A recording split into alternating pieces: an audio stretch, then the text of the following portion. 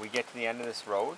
We spooked a herd right off the bat. Yeah, well, you took us down there, yeah, and then we look and I've never seen elk before, really. Like on the road in Banff, that's one thing, but in the bush, never. And I look up, I'm on the back of the snowmobile, and the whole ridge is filled with elk. And it's just like, holy shit. And I mean, I say the whole ridge, but there's probably 16 elk. Yeah. But it was a lot to me, right? And it's, you look up and it's like, holy shit, Gavin, there's a fucking herd of elk.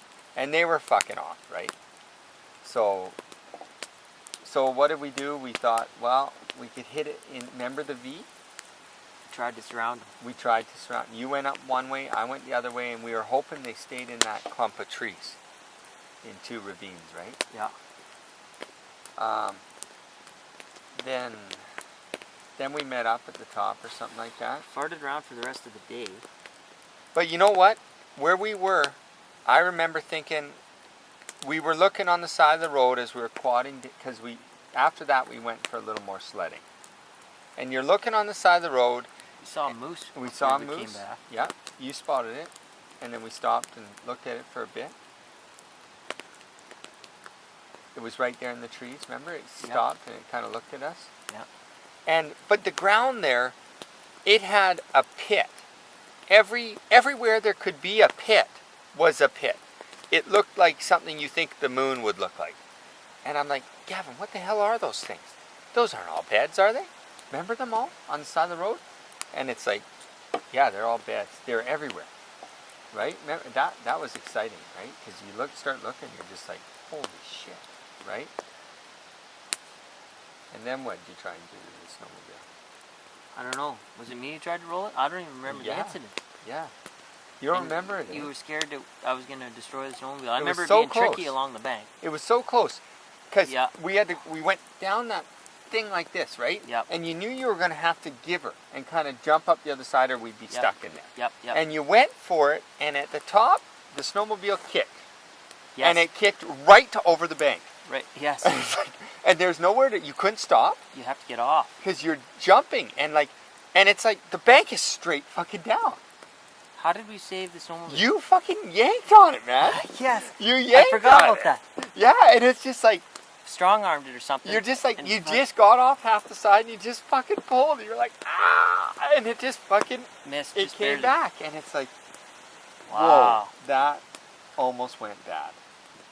Cool. You know, like... Yeah, no, that was wicked, right? That. Because that road was completely decommissioned. I do remember saving that snowmobile, though. Yeah. Yeah, that makes sense.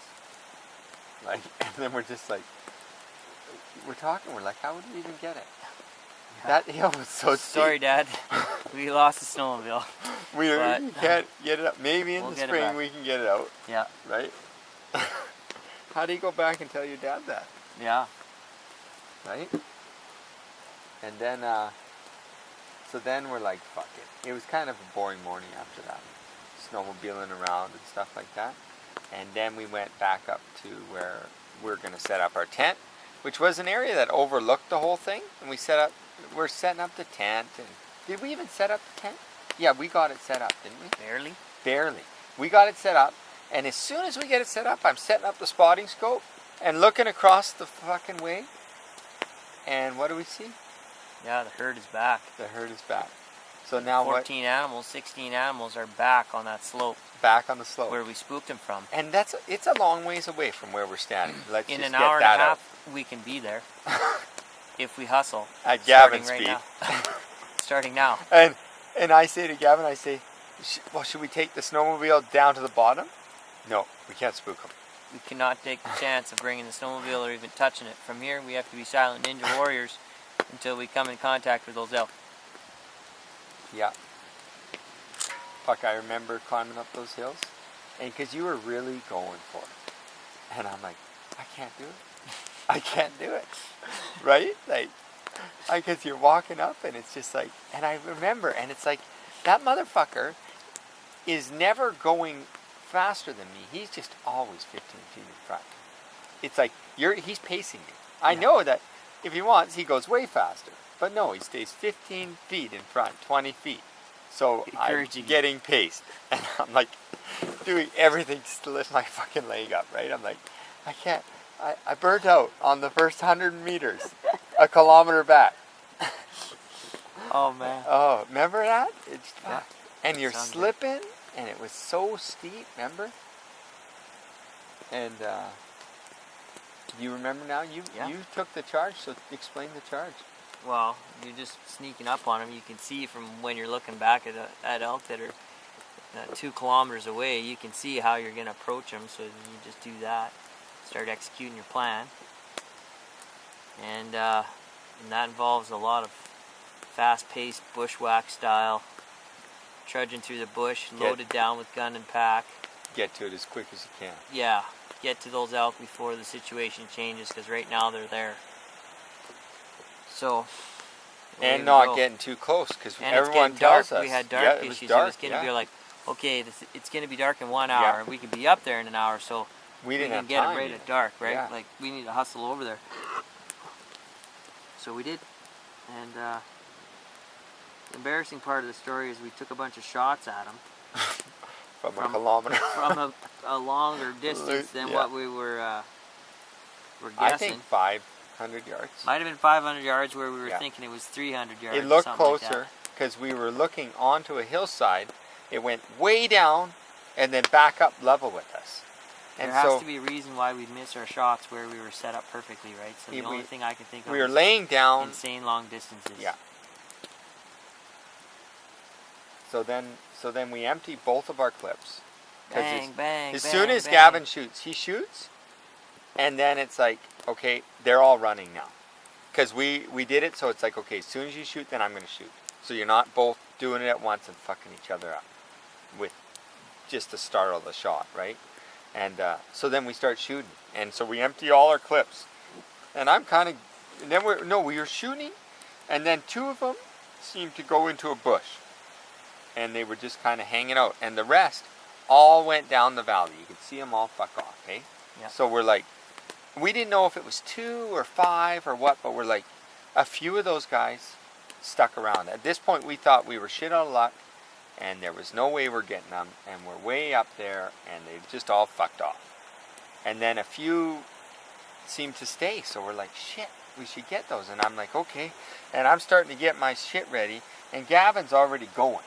He's fucking gone. So I'm like, oh fuck, okay, load the gun back up, okay, let's go. And he's quite a ways in front of me, and remember the snow? Right.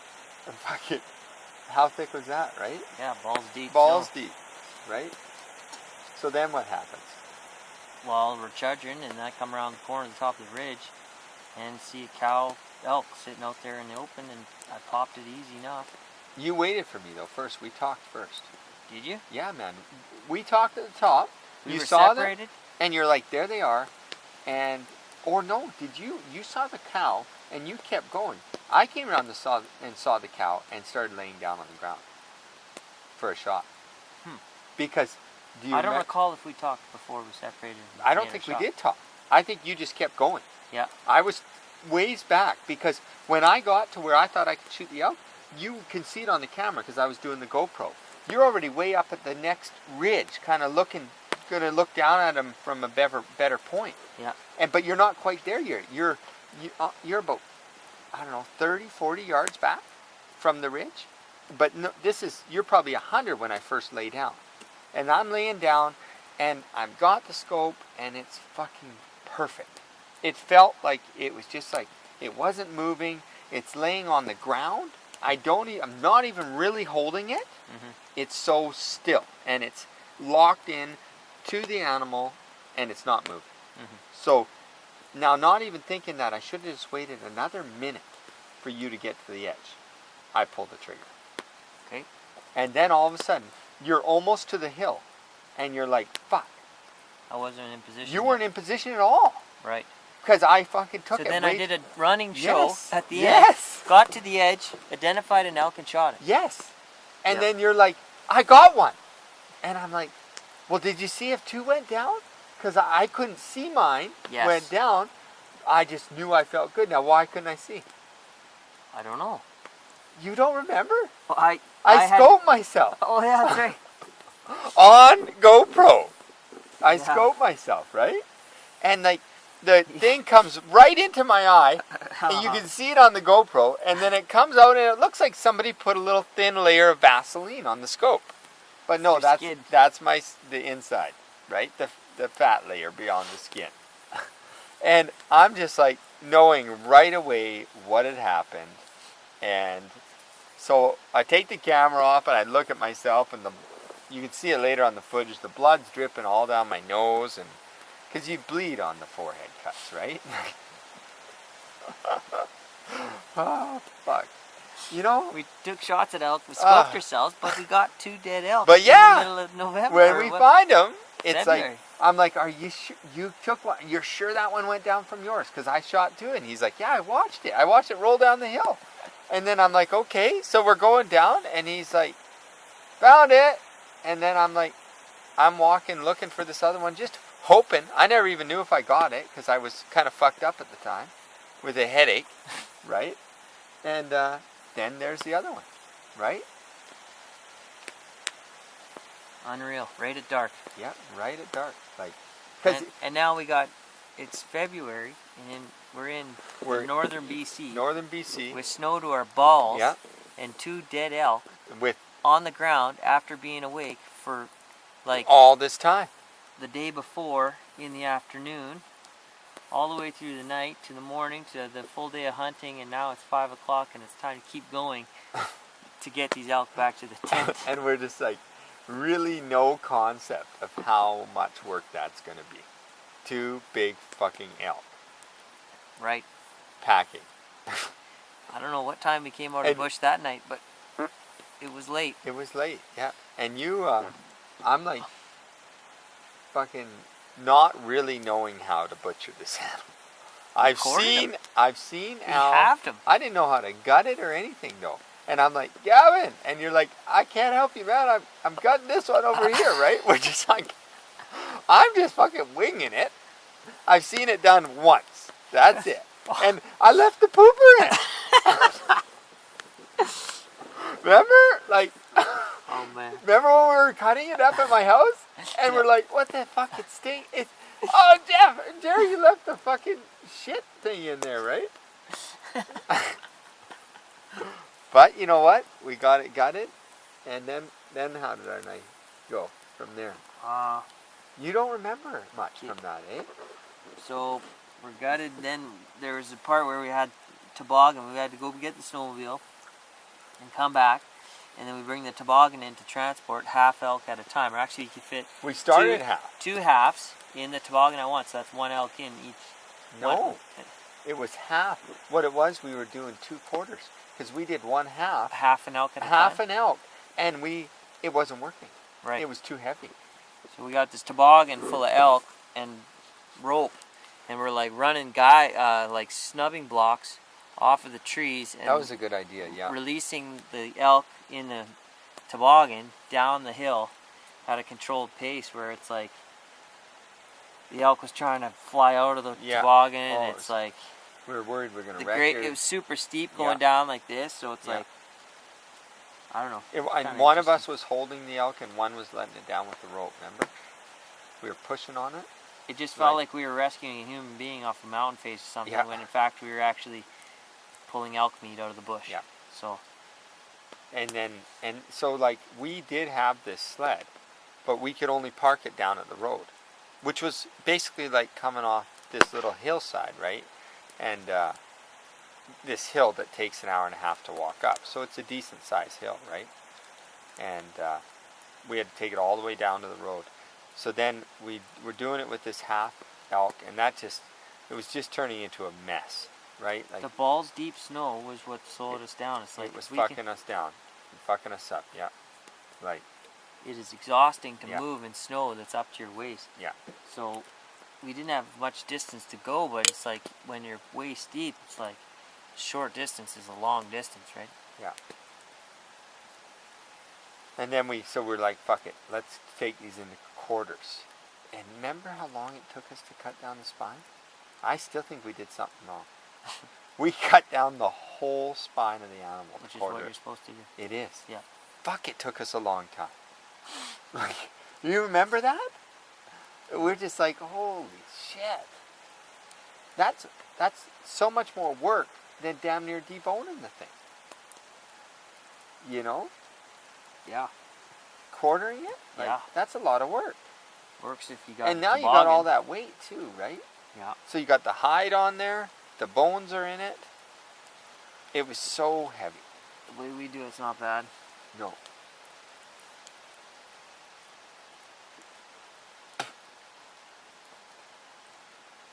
Yeah. Then we're like, remember we got back to the tent? It must have been 3 in the morning. I don't know. We did pretty good though. Like, you consider our haul outs now, and that haul out was really good. Even for one elk. We're back home at 2 in the morning. Right? That's right. And we took 2 elk out. That's right. Like, that went good. That sled was awesome, right? And that was the end of the hunting trip. Yeah. No other life-changing events happened Nothing. around that time period of time. Great time.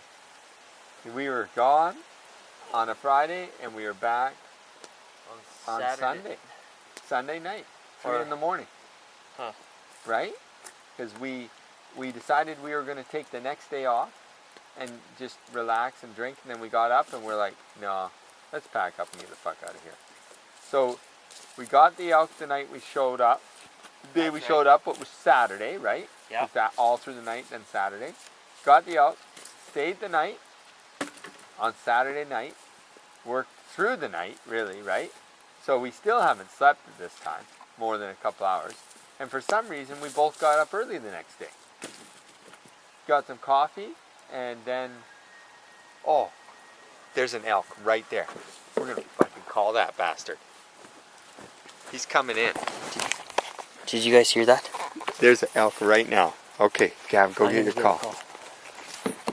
This is wicked. You guys might get to see this.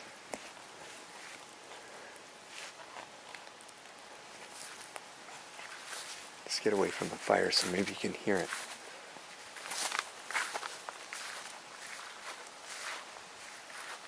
Right here. I just got away from the fire so it can hear it maybe.